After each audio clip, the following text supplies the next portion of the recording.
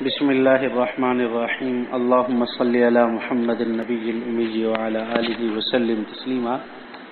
احباب گرامی، ہمارا آج سنن ابی داؤد شریف جلد اول کا 44واں سبق ہے، اور آج کا سبق ہم پڑھیں گے باب فی التسمیۃ علی الوضو، یعنی وضو کے شروع میں بسم اللہ پڑھنے کے حکم کے بیان میں۔ دیکھیں، حدثنا قتیبہ بن سعید محمد بن موسیٰ عن یعقوب بن سلمہ عن ابیہ عن ابی ہریرہ رضی اللہ تعالی عنہ قال قال رسول اللہ صلی اللہ علیہ وسلم لا صلاة لمن لا وضوء له ولا وضوء لمن لم يذكر اسم اللہ تعالی علیہ۔ لیکن حضرت ابی ہریرہ رضی اللہ تعالی عنہ سے روایت ہے، فرماتے ہیں کہ رسول اللہ صلی اللہ علیہ وسلم نے فرمایا، اس شخص کی نماز ہی نہیں ہوگی جس کا وضو نہیں ہے، اور اس شخص کا وضو نہیں ہوگا جس نے وضو کرتے وقت اللہ رب العزت کا نام نہ لیا ہو۔ اگلی حدیث، حدثنا احمد بن عمر بن سرح حدثنا ابن وهب عن دراوردی قال وذكر الربيع ان تفسير حديث النبي صلى الله عليه وسلم لا وضوء لمن لم يذكر اسم الله عليه انه الذي يتوضا ويغتسل ولا ينوي وضوءا للصلاه ولا غسلا للجنابه۔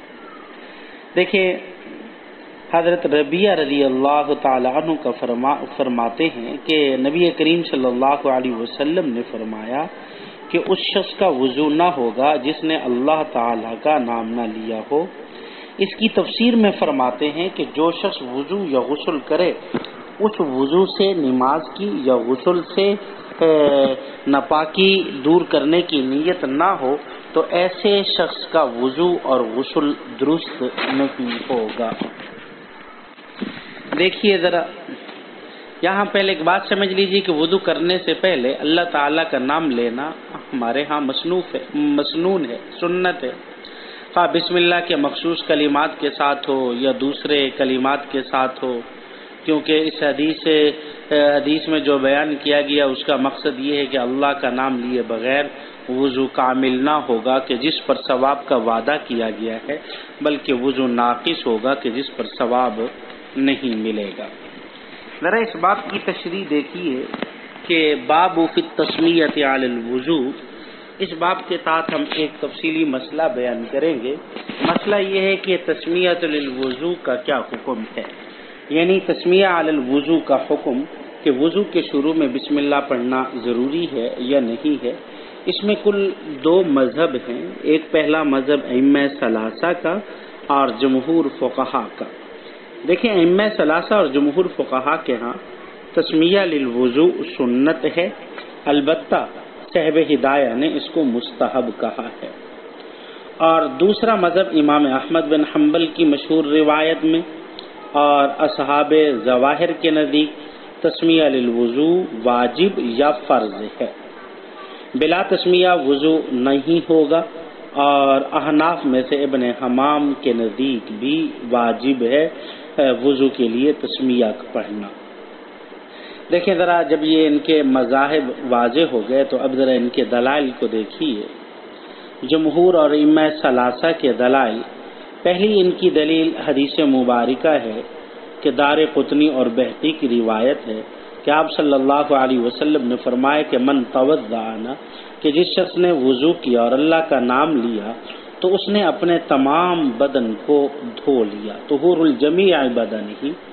اور جس شخص نے اللہ تعالیٰ کا نام نہیں لیا تو اس نے صرف اپنے وضو کے اعضاء، کان طہور لاعضاء وضوئہ،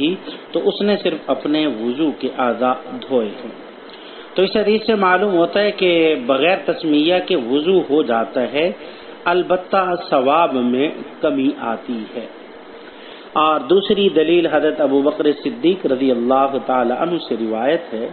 فرماتے ہیں کہ رسول اللہ، یہ بھی بہقی کی روایت ہے، حضرت ابو بکر صدیق رضی اللہ تعالیٰ عنہ سے روایت ہے، فرماتے ہیں کہ رسول اللہ صلی اللہ علیہ وسلم نے فرمایا کہ جب بندہ وضو کرے اور اللہ تعالیٰ کا نام لے تو اب اس نے اپنے سارے جسم کو دھو لیا، اور اگر اللہ تعالیٰ کا نام نہیں لیا تو اب اس نے نہیں دھویا مگر اس کو جس کو پانی پہنچا ہے۔ اگرچہ یہ روایت سند کے اعتبار سے ضعیف ہے، لیکن تعدد طرق کی وجہ سے ضعف اس کا دور ہو جاتا ہے، تو اس لیے یہ قابل استدلال ہے۔ دیکھیں تیسری روایت رفاع بن رافع سے ہے کہ فرماتے ہیں کہ رسول اللہ صلی اللہ علیہ وسلم نے فرمایا کہ بھی تم میں سے کوئی ایک نماز کے لیے ایسا وضو کرے جیسا کہ اللہ رب العزت نے اسے وضو کرنے کا حکم دیا ہے،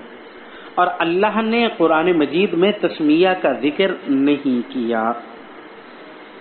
اگر واجب ہوتا تو تسمیہ کا ذکر بھی وضو میں ضرور ہوتا۔ اور چوتھی دلیل دیکھیں یہ ہے کہ امام طحاوی علیہ رحمہ نے حدیث مہاجر بن قنزف سے استدلال کیا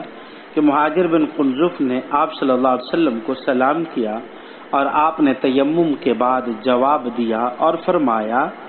کہ میں اس وجہ سے رک گیا ہوں کہ میں بغیر طہارت کے جواب نہ دوں، تو اس سے معلوم ہوتا ہے کہ اس تیمم کے وقت آپ نے تسمیہ نہیں پڑھی تھی۔ تو جب ایک وضو یا تیمم کے وقت ایک وضو یا تیمم بغیر تسمیہ کے ثابت ہو گیا تو پھر وجوب کی تو نفی ہو گئی نا، تو اب وجوب تو ثابت نہیں ہوگا۔ اور دیکھیں پانچویں دلیل یہ ہے کہ وضو کو باقی طہارت پر قیاس کیا جائے گا، جیسے باقی بدن کی طہارت اور کپڑے کی طہارت وغیرہ کے لیے تسمیہ شرط نہیں ہے، تو اس لیے اعضائے وضو کی طہارت کے لیے بھی تسمیہ شرط نہیں ہے۔ دوسرا مذہب ہم نے کہا تھا کہ امام احمد بن حنبل کی مشہور روایت اور اصحاب ظواہر کے نزدیک تسمیہ وضو کے لیے واجب یا فرض ہے اور بغیر تسمیہ کے وضو نہیں ہوگا۔ دیکھیں ان حضرات کی دلیل حدیث باب ہے کہ جس میں آپ نے فرمایا کہ لا وضو لمن لم یذکر اسم اللہ علیہ، کہ اللہ تعالی اس شخص کا وضو نہیں ہوگا کہ جس نے وضو کرتے وقت اللہ رب العزت کا نام نہیں لیا۔ دیکھیں اس حدیث کا جواب ائمہ ثلاثہ اور جمہور فقہا یہ دیتے ہیں کہ یہ حدیث سند کے اعتبار سے ضعیف ہے، کیونکہ اس کی سند میں یعقوب اپنے والد سے اور وہ حضرت ابو ہریرہ سے نقل کر رہے ہیں، اور امام بخاری علیہ رحمہ نے فرمایا کہ لا سماع لیعقوب عن ابیہ ولا لابیہ عن ابی ہریرہ، فرمایا کہ یعقوب کا سماع اپنے والد سے اور نہ ان کے اپنے والد سے، اور پھر نبی کریم ابی ہریرہ رضی اللہ تعالیٰ عنہ سے یہ سماع ثابت نہیں ہے۔ اور دوسرا جواب اس کا یہ دیا گیا کہ اگر بالفرض اس حدیث کو صحیح تسلیم کر لیا جائے تو اس طرح کے الفاظ جو ہیں مجمل ہیں، کبھی ان سے نفی صحت کی ہوتی ہے جیسے لا صلاۃ لمن لا وضوء لہ، اور کبھی ان سے کمال کی نفی ہوتی ہے جیسے لا صلاۃ لجار المسجد الا فی المسجد۔ تو اب یہاں جیسے نفی کمال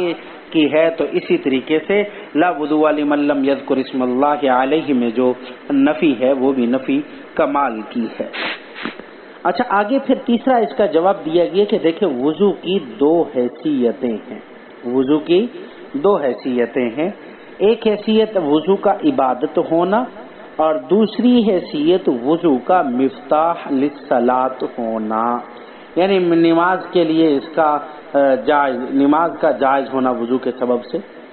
تو یہاں نفی پہلی حیثیت سے ہے کہ وہ عبادت ہونا، جب شروع میں بسم اللہ نہیں پڑھیں گے تو عبادت نہیں ہوگی، البتہ وہ نماز کے لیے مفتاح ضرور ہوگا۔ اور دیکھیں ایک جواب یہ ہے کہ یہ جو حدیث ہے اگر ہم اس کو صحیح مان لیتے ہیں، لیکن یہ خبر واحد ہے اور اس خبر واحد سے کتاب اللہ پر زیادتی جائز نہیں ہے، کیونکہ کتاب اللہ میں جب وضو کا ذکر ہے تو وہاں تسمیہ کا ذکر نہیں ہے۔ اچھا ایک جواب حضرت شیخ الہند نور اللہ مرقدہ دیتے ہیں، وہ فرماتے ہیں کہ یہاں وضو سے وضو لغوی مراد ہے اور وضو کا لغت میں یہاں معنی نور کا ہے، تو اب اس کا مطلب یہ بن جائے گا کہ جس نے بسم اللہ پڑھی اس کو وضو کا نور حاصل ہوگا، اور جس نے وضو کے شروع میں بسم اللہ نہیں پڑھی اس کو وضو کا نور حاصل نہیں ہوگا۔ دعا کیجئے کہ اللہ رب العزت ہمیں عمل کرنے کی توفیق عطا فرمائے۔ وما علینا الا البلاغ۔